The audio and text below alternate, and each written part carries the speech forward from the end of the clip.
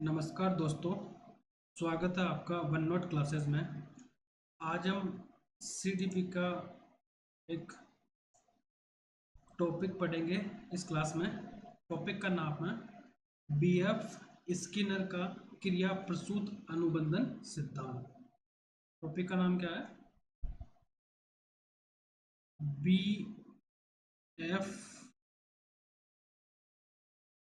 Skinner का क्रिया प्रसूत अनुबंधन। ठीक है, अनुबंधन सिद्धांत। इंग्लिश में कहेंगे हम ऑपेरेंट कंडीशनिंग थियरी। ठीक है, ये सिद्धांत किसने दिया है? ये सिद्धांत दिया है बीएफ स्किनर साहब ने।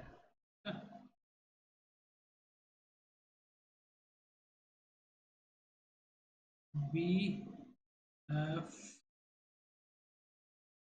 स्किनर ये प्रोफेसर थे हार्वर्ड में। ठीक है, हार्वर्ड विश्वविद्यालय में प्रोफेसर थे। ठीक है, इस सिद्धांत को अन्य नामों से भी जाना जाता है। ठीक है, इस सिद्धांत को अन्य नाम कौन कौन से हैं? पहला है नेमेटिक नेमेटिक अनुबंधन का सिद्धांत। ठीक है, दूसरा है कार्यात्मक प्रतिबद्धता का सिद्धांत। थर्ड है सक्रिय अनुबंधन का अनुबंधक बंधन का सिद्धांत। ठीक है, इनको इन इन नामों से भी पुकारा या फिर कहा जाता है। ठीक है, फोर्थ है अभिक्रमित अभिक्रमित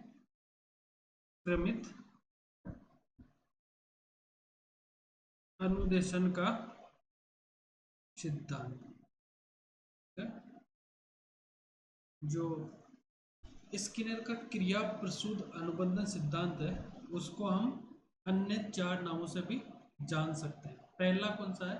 निमित्तिक अनुबंधन का सिद्धांत। दूसरा कार्यात्मक प्रतिबद्धता का सिद्धांत है।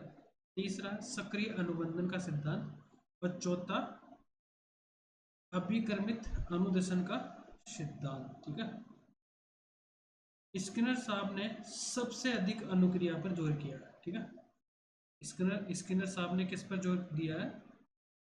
इन्होंने जोर दिया है अनुक्रिया पर। ठीक है, अनुक्रिया क्या होती है इसको हम इंग्लिश में सीधा जल्दी समझेंगे। रेस्पॉन्स।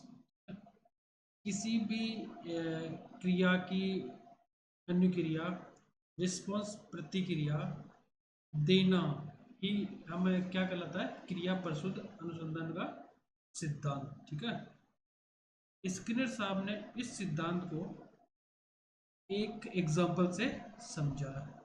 ठीक है, इसके लिए एक एग्जाम्पल दिया है, वो एग्जाम्पल है चूहे का। ठीक है, किसके का? चूहे का एग्जाम्पल दिया है। उन्होंने एक बॉक्स लिया। उन्होंने क्या किया?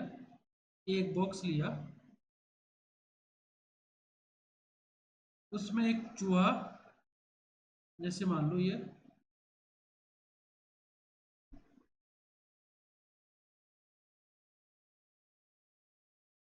कुछ एक चूहा जैसा बना वैसे मैंने बना दिया। एक चूहा बंद कर दिया इस बॉक्स में, ठीक है। बॉक्स में एक लीवर लगा दिया, ठीक है, एक लीवर लगा दिया कुछ इस तरीके का, इसमें लीवर लगा दिया। इसमें एक छिद्र था, इसमें एक छिद्र था। जब लीवर दबता तब खाना आ जाता था, ठीक है। जब ये लीवर अंदर से दबता, इसमें क्या होता था, खाना आ जाता था। उस छिद्र के द्वारा जब चूहे को भूख लगती थी तो वो इधर उधर घूमने लगा। अचानक उसका पैर लीवर पे लग गया और उसके लिए उस छिद्र से खाना आ जाता। उसके लिए जैसे ही इस लीवर पर, ये वाला लीवर, ठीक है, ये वाला लीवर लगा हुआ है, इस पर जैसे ही चूहे का पैर पड़ता है तो यहाँ से इस गैप से क्या होना, वहां पे खाना आ जाता है, ठीक है, चूहे के लिए। इसके बाद उसने इस क्रिया को दोहराया, बार बार क्या किया उन्होंने, लीवर पर पैर रखा और इस क्रिया को उसने क्या किया, बार बार दोहराया, ठीक है।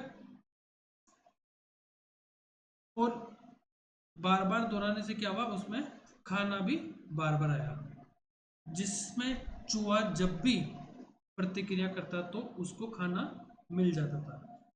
इसी सिद्धांत से उन्होंने समझा है और इसी को ही स्किनर साहब ने प्रसूत क्रिया का, प्रसूत क्रिया, प्रसूत का अनुसंधान सिद्धांत, अनुबंधन सिद्धांत कहा है, ठीक है।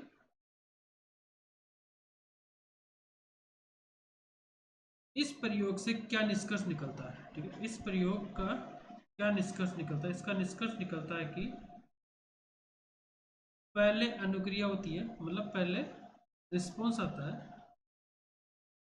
रिस्पॉन्स क्या होता है, पहले रिस्पॉन्स आता है, बाद में उद्दीपन, स्टिमुलस। उद्दीपन मतलब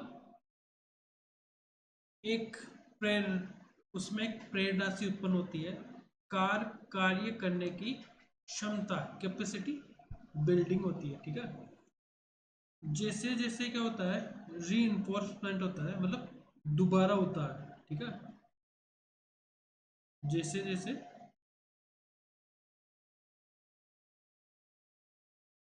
पुनर्बलन होता है, इसको इंग्लिश में कहेंगे री इन्फोर्समेंट,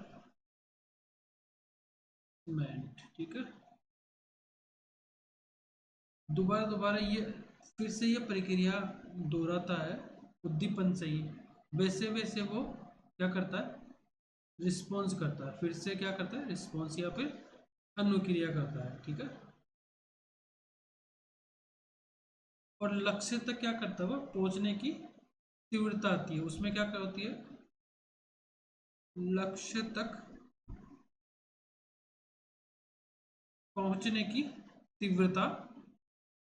मतलब क्या करता है वो, एक बार उसने लीवर दबाया और खाना आया, ठीक है, ऊपर से होल में से खाना आया, और जैसे जैसे उसने इस प्रक्रिया को बार बार दबाया, बार बार खाना आया, वो उसको तब तक दबाता है जब तक उसका उद्देश्य, जब तक उसकी भूख खत्म नहीं हो जाती। तो इससे क्या होती है, तीव्रता आती है, और तीव्रता से क्या होता है, सीखने की जो रिस्पॉन्स होता है उसमें पुनर्बलन का विशेष महत्व होता है, ठीक है। जो इसमें सीखने की अनुक्रिया में पुनर्बलन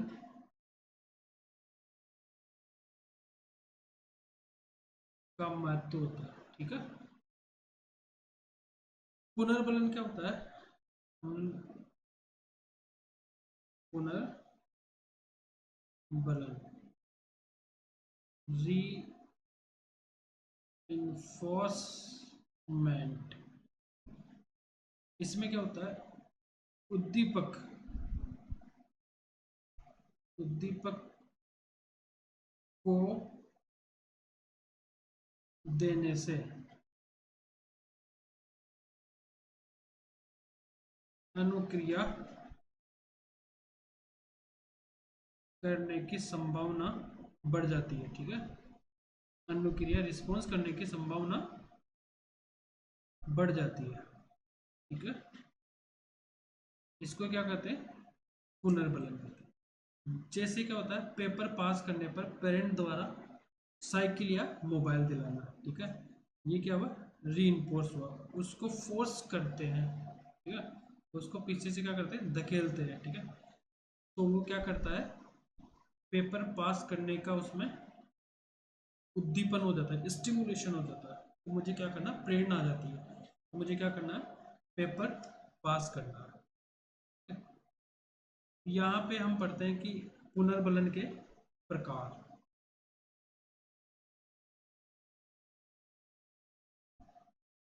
पुनर्बलन के प्रकार,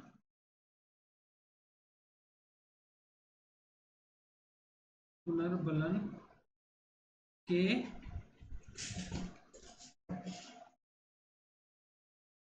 प्रकार। ठीक है, कितने प्रकार बताए उन्होंने? पहला है सकारात्मक पुनर्बलन। ठीक है, मतलब पॉजिटिव री इन्फोर्समेंट। और दूसरा है नकारात्मक पुनर्बलन। ठीक है, निगेटिव री इन्फोर्समेंट। ठीक है, सकारात्मक जो पुनर्बलन है उनमें क्या क्या आता है जो हमें प्रेरित करते हैं? उसमें आता है भोजन, पानी, नौकरी और प्रशंसा। ठीक है, ये क्या करती है? व्यक्ति को एक उत्प्रेरक का काम करती है। मतलब उसके जो काम करने की क्षमता है, दर है, उसको बढ़ा देते हैं। जैसे कि मुझे पढ़ाई करने पर, मेहनत करने पर, हार्ड वर्क करने पर क्या मिलेगी? नौकरी मिलेगी। ये क्या हुआ? सकारात्मक। नौकरी को पाने की इच्छा सकारात्मक पुनर्बलन कहलाती है। नकारात्मक पुनर्बलन में क्या होता है कि इसमें दंड देना, मना करना या डांटना। ठीक है, हम कोई भी काम कब करते हैं? जैसे स्कूल में कभी जब हम पढ़ते थे तो होमवर्क नहीं करने पर हमें क्या मिलता था? दंड मिलता था। तो दंड ही क्या हुआ? एक री एक नकारात्मक पुनर्बलन हुआ। ठीक है, नेक्स्ट आते हैं हम। यदि किसी व्यक्ति को सकारात्मक पुनर्बलन दिया जाता है तो क्रिया को दोहराता है। ठीक है, में एक विशेषता क्या है? यदि किसी व्यक्ति को सकारात्मक पुनर्बलन दिया जाता है तो वह क्रिया को बार बार करने की कोशिश करता है। ठीक है, करने की क्रिया, तो वह क्रिया को दोहराता है। ठीक है, और और यदि नकारात्मक पुनर्बलन दिया जाता है तो वह क्या करता है? तो वह क्रिया को नहीं दोहराता। ठीक है, क्रिया को नहीं दोहराता है। नेक्स्ट आते हैं पुनर्बलन की, पुनर्बलन अनुसूची।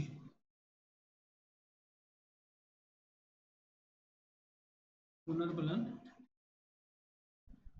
अनुसूची, ठीक है।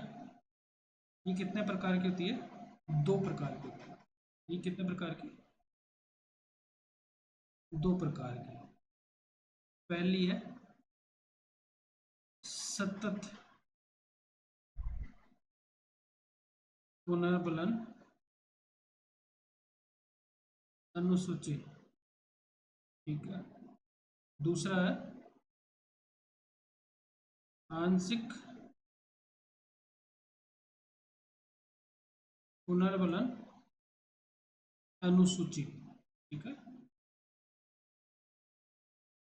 आंशिक पुनर्बलन अनुसूची, इसको हम विस्तार से पढ़ते हैं। अनुसूची के प्रकार 2 प्रकार के होते हैं। सतत पुनर्बलन अनुसूची में जब जब क्रिया होती है, क्या होता है? जब जब क्रिया होती है तो पुनर्बलन दिया जाता है, ठीक है। जैसे कोई भी क्वेश्चंस को हम सॉल्यूशन करते हैं तो बच्चे की तारीफ करते हैं। जैसे हम बच्चे की तारीफ करते हैं तो हम वो दूसरे क्वेश्चन के लिए क्या होता है, उससे दूसरे क्वेश्चन को सोल्व करने के लिए बच्चा तैयार हो जाता है, ठीक है। आंशिक पुनर्बलन अनुसूची क्या होती है? इसमें जो भी, इसमें क्या होता है, हर क्रिया के लिए, इसमें हर क्रिया के लिए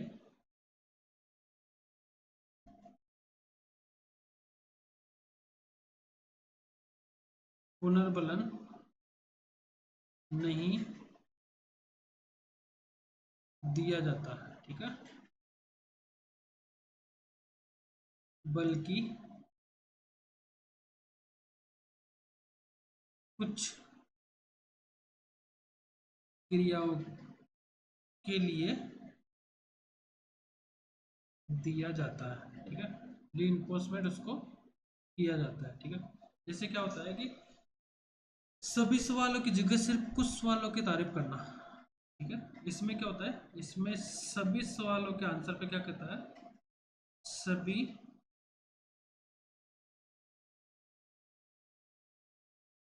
सभी सवालों के उत्तर पर बच्चे की तारीफ करना, ठीक है। इसमें क्या होता है, इसमें सभी सवालों की जगह कुछ कुछ सवालों की, इसमें कुछ कुछ सवालों की तारीफ करना होता है, ठीक है।